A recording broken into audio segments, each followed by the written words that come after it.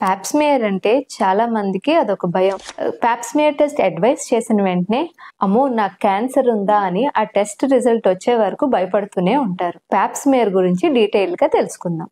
నేను doctor Vasantha, high risk obstetrician and gynaecologist at Aster Ramesh hospitals, Guntur. Pap smear అంటే cervical cancer screening test. Screening test అంటే healthy population లో చేసే test. ఇది ప్రాబ్లం వచ్చిన తర్వాత చేసుకునేది కాదు. ప్రాబ్లం రాకముందే ఏమన్నా క్యాన్సర్ కి సంబంధించిన చేంజెస్ ఉన్నాయా లేదా అని చూసుకోవడానికి చేసే టెస్ట్. ఈ టెస్ట్ ని మోస్ట్లీ 25 ఆర్ అబౌవ్ లేడీస్ అందరికి చేస్తారు. ఈ test every 2 to 3 years once చేయించుకుంటే స్మాల్ చేంజెస్ ఐడెంటిఫై చేసిన మనం సింపుల్ ట్రీట్మెంట్స్ తో వాటిని ట్రీట్ చేసుకోవచ్చు. Pap smear is done by a very gentle examination. ఇది పెయిన్ఫుల్ కాదు, కాకపోతే భయమే చాలా పెయిన్ఫుల్ గా అనిపిస్తుంది. తర్వాత వచ్చే డౌట్ ఏంటంటే పాప్స్మియర్ టెస్ట్ ని పీరియడ్స్ టైంలో చేయించుకోవచ్చా అని.